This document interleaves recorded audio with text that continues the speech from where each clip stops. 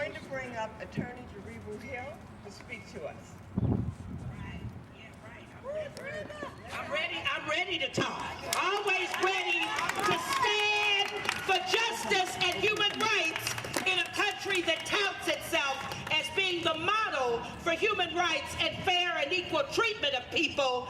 This country's criminal justice system needs to be placed under the microscope. Here you have two young women who went into prison as young girls, went into prison for no reason at all.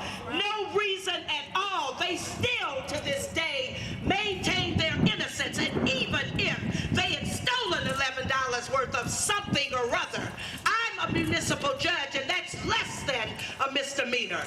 We have these women be released now. Chris Epps has been contacted. Chris Epps, if you hear me under the sound of my voice, you need to answer the letters, the petitions, the emails that you receive. You need to check Glenda Perry, who doesn't return phone calls, won't answer the mother's calls when her daughter has been taken to the hospital, and they won't even tell her where her daughter is. We're demanding the release of these young women because it's way, way overdue. Even if they had done it, they should have been out. They should have only gotten at least, at the very most, 3 years, at the very most, even under the laws that were applicable then. This is outrageous. If we can get Jamie and Gladys free, and it will be through the courageous efforts of her mother, because that's how all of us were brought together. Evelyn Rasco is a true freedom fighter, and we have to lift her up and support her in her efforts to free her daughters and to support these children who are growing up without their mothers. Check inside yourselves. Let's move. Let's move. Let's move. That's right. Good morning. Good afternoon. Welcome to your capital. Thank you. I commend you for your efforts. It's something that we should have done a long time ago. Time is now. That's right. If we don't try to do something about it, who will? Nobody. But I just wanted to come by and say thank you, I commend you, and if there's anything I can do to help this effort, please don't hesitate to let me know. Thank you again. We're gathered here today because we're also beginning a new campaign, a letter writing campaign to the governor. And we're going to hand out this letter all across the country. And they're going to come back with signatures from concerned Americans, Americans who are concerned about justice. And this letter will be going directly to Governor Haley Barbour. We're going to send it to him. And it reads as so. Dear Governor Barbour, I would like to bring your attention to the case of Jamie and Gladys Scott.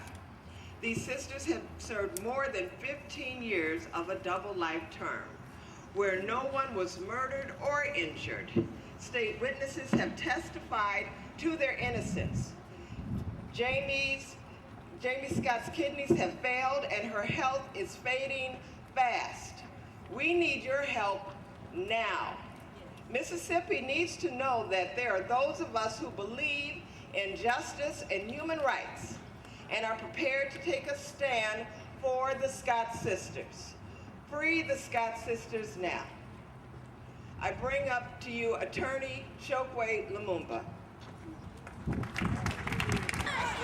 What Mississippi does is itself a crime. That's right. The governor of the state of Mississippi needs to be locked up That's right. for the number of people that he took to jail. And for the number of people he set You free. look at what's happening over there in Rankin County. You look at that woman's unit, and what you see is an active act of genocide. Genocide because they're locking up young women and estranging them from their children. And so not only are they killing the lives of these women, but they're killing the lives of these children.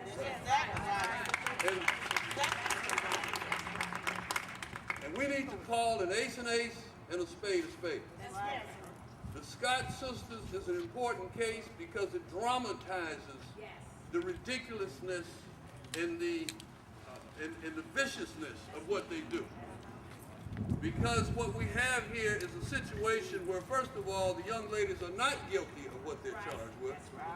And secondly, even if they were guilty of what they're charged with, There's no way that any civilized law could put them in jail for over 15 years working on 2 life sentences. Thank you. Free the Scott sisters now.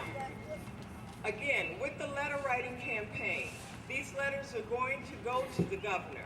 But first, we're going to receive the letters so that we can collect them into the thousands to give to the governor, Haley Barbour. That's right. And the letter should be sent to 440 North Mill Street, Jackson, Mississippi 39202. That's 440 North Mill Street, Jackson, Mississippi 39202. and they should be sent to the attention of Attorney Shokwe Lumumba. Next and last, we're going to have a warrior queen that's going to speak to us and bless us with her presence. She is a strong woman and a strong mother and grandmother who has stood the test of time and is standing with her daughters. And I give you Mrs. Evelyn Roscoe. All right. Free the Scott sisters. Today, I'm a little hoarse, so excuse me. But I came today first as a mother and as a grandmother.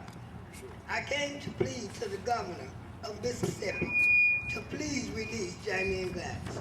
I went to see Jamie Wednesday. Jamie's condition is very bad. I watched her be put out of a bus in back of the building of the visitation room. I watched her step out of the bus. She staggered when she first stepped out of the bus.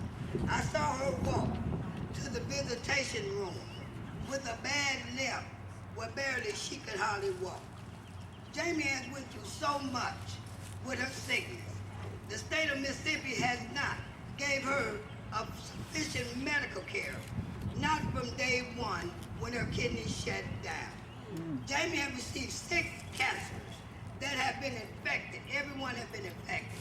Now the cancer has been placed in her groin area, which the doctors related to Jamie that they could not leave it there because if they do, she would die. And I just want to say to the state of Mississippi, if Jamie is permitted to die, then the state of Mississippi has committed murder. Absolutely. You're absolutely Murder right. on someone that never physically touched anyone. They never physically robbed anyone. The whole state case revolved around that Jamie and Gladys told these young men to do this. And even if they did tell them to do it, why should they not be took with a double life sentence? It's inhuman. It's inhuman. It's inhuman for the state of Mississippi. It's inhuman for all y'all officials to let this happen. That's right. They need to stop playing politics and let them girls go home. That's right. I want to introduce y'all to Jamie and Gladys' children and grandchildren. Even if don't nobody else want to say something, I'm Gladys Scott's oldest daughter, Olivia Flake, and just like my grandmother said, to let my mom and my auntie rot in prison, it's inhuman. That's And right. if my auntie Jamie do die, That's then right. they would be committing murder. That's right. I'm gonna tell everybody, I'm gonna tell these judges, these lawyers, and everybody else who holding the Scott sisters down. Only death will keep us from it. That's right. Right. We ain't stopping until they out. Because That's right. what they did to us, to me, to my sister was born in prison. My mother could not comfort herself. Have mercy. She handcuffed to the bed. That's Have how you treat dogs. You don't treat That's women, right. black women who No, ain't you never don't. been nothing. My mom ain't never been a man. And for me as a little girl to watch the police snatch her from Have me, mercy. to go through Have that mercy on you scarred me. all. I'm emotionally handicapped, but I'm standing here today. And I'm telling everybody I'm not scared. I'm That's not right. scared to stand up here and speak for my mom's right. Because That's they didn't right. ever try to say anything. That's right. And now I'm her voice if I have to be. That's right.